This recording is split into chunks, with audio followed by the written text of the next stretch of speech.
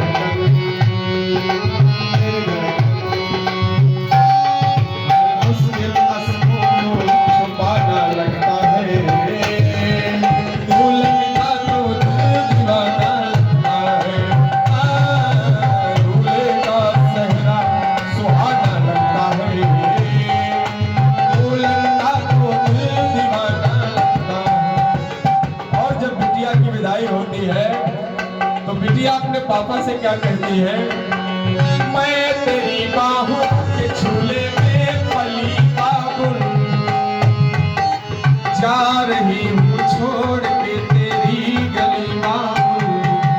मैं तेरी बाहों के झूले में पली बाबुल जा रही हूँ छोड़ के तेरी गली बाबुल। खूबसूरत ये जमाने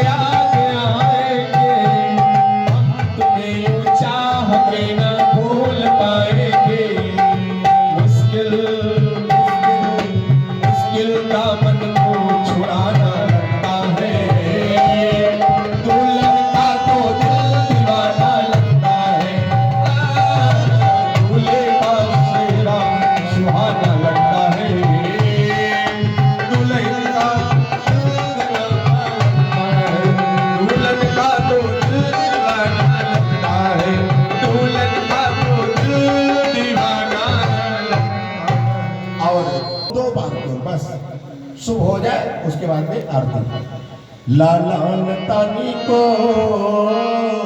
मोह जुटियावा लालान तो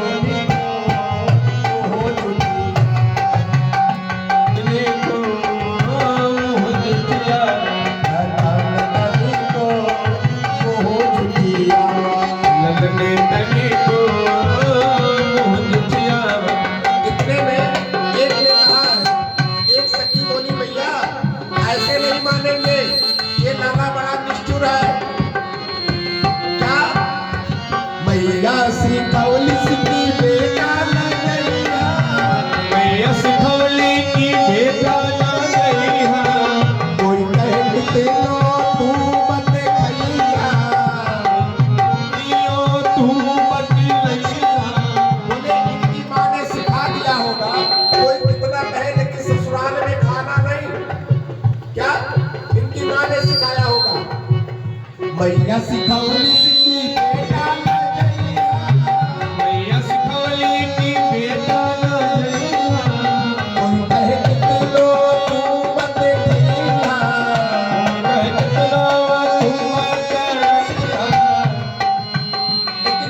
राम जी ने कहा मेरी मैया ने ऐसे नहीं किया।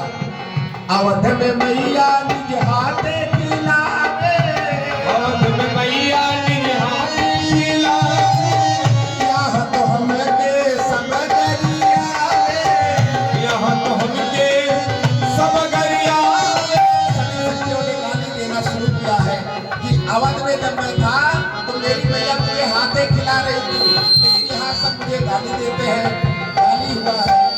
और सभी लोगों ने जनक जी को गाली देना शुरू कर दिया। महाराज दशरथ जी को दे रहे थे सब लोग गाली, लेकिन जनक जी को दिए हैं। और यहाँ विवाह पानी ग्रहण किए हैं और कोहबर में गए हैं। बहुत दिनों तक मेरे राम जी ससुराल में रहे हैं और ससुराल में रहने का सुख अलग होता है। कैसे? मेरे राम जी 1 बरस तक हो, लक्ष्मी की ना कमी हो, धन और धान्य से आपका ये क्षेत्र भरा रहे, यही व्यासपीठ से मंगल कामना है। देखिए वक्ता जो होता है व्यासपीठ पे बैठ करके वो सत्य बोलता है। महाराज अगर मान लिया जाए इसी व्यासपीठ से मेरे द्वारा ऐसे कुछ वाणी निकल गए हो जो आपके दिल को ठेस पहुंचे हैं, उसके लिए हाथ जोड़ करके सभी लोगों से मैं क्षमा मांगता हूं। क्योंकि देखिए ये स्वतंत्र पीठ होता है, व्यासपीठ जो है वो स्वतंत्र पीठ होता है। यहाँ से ये छोटा बड़ा नहीं दिखाई देता है, एक समान ऐसे लगते हैं कि जैसे सब हमारे बच्चे बैठे हुए हैं। यहाँ से केवल शिक्षा दिया जाता है।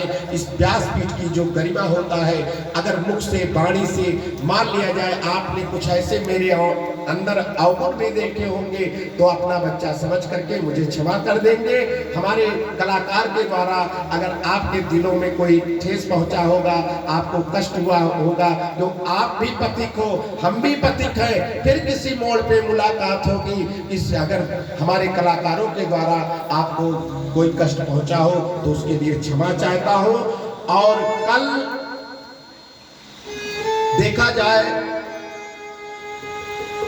कल सभी लोगों को अपने अपने घरों से जितनी माताएं धार चढ़ाई हैं, जितनी माताएं, उनको उनके लिए कहता हूं, अगर करोगे तो मैं गारंटी के साथ में कहता हूं। महाराज लोग कहते होंगे है बाबा ऐसे बहुत देखे हैं।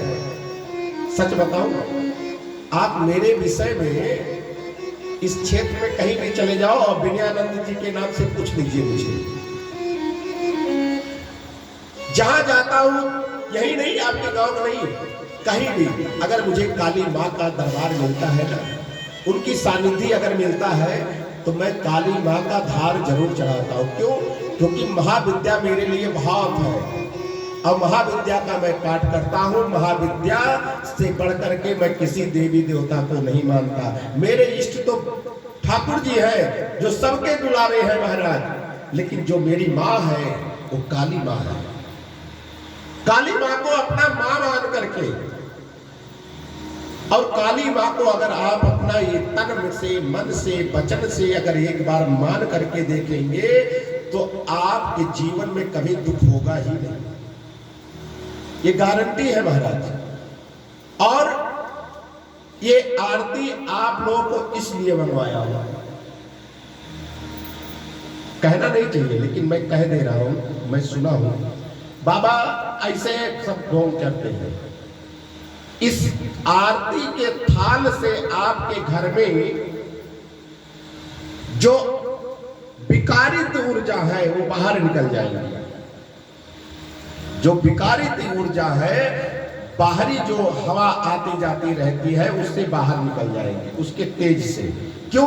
वो माँ काली का आरती हो करके, ठाकुर जी का आरती हो करके आपके घर में जब विद्यमान होगा, स्थापित होगा, तो वहां महाराज आश्वी शक्ति रह पाएगी, कभी जीवन में नहीं रह पाएंगे। क्यों?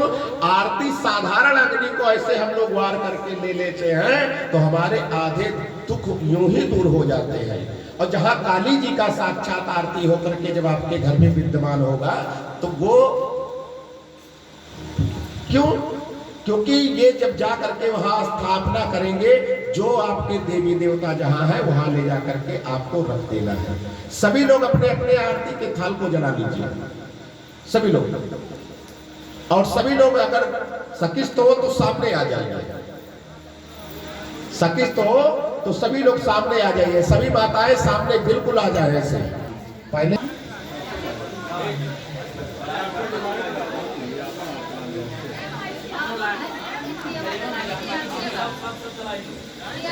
अरे सब जलाना है, चारों दीपक आप और एक कोसा जो है वो भी जलाइए और तेल इतना डालिए